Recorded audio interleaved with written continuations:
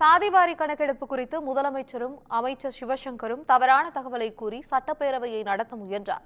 பாமக உறுப்பினர்கள் உரிமை மீறல் பிரச்சனையை கொண்டு வருவார்கள் என அக்கட்சியின் நிறுவனர் ராமதாஸ் தெரிவித்துள்ளார்.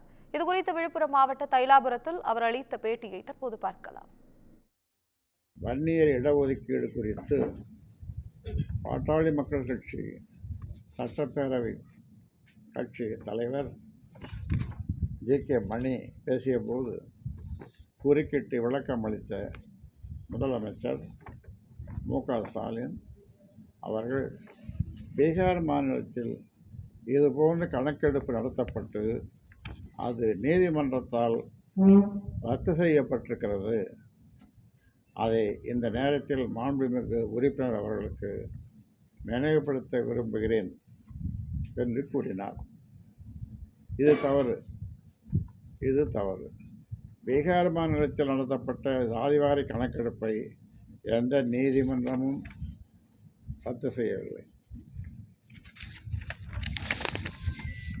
முதலமைச்சர் என்ற உயர் பொறுப்பில் உள்ள மு.க. ஸ்டாலின் அவர்கள் தவறான தகவல்களை அவைக்கு அளித்து உறுப்பினர்களை திசை திருப்ப முயன்றது மிகவும் தவறு.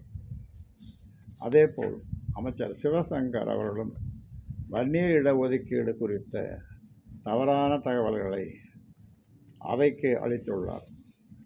முதலமைச்சர் மு.க. ஸ்டாலின் அவர்களும் அமைச்சர் சிவசங்கர் அவர்களும் அவையை தவறாக வழிநடத்த முயன்றுள்ளனர்.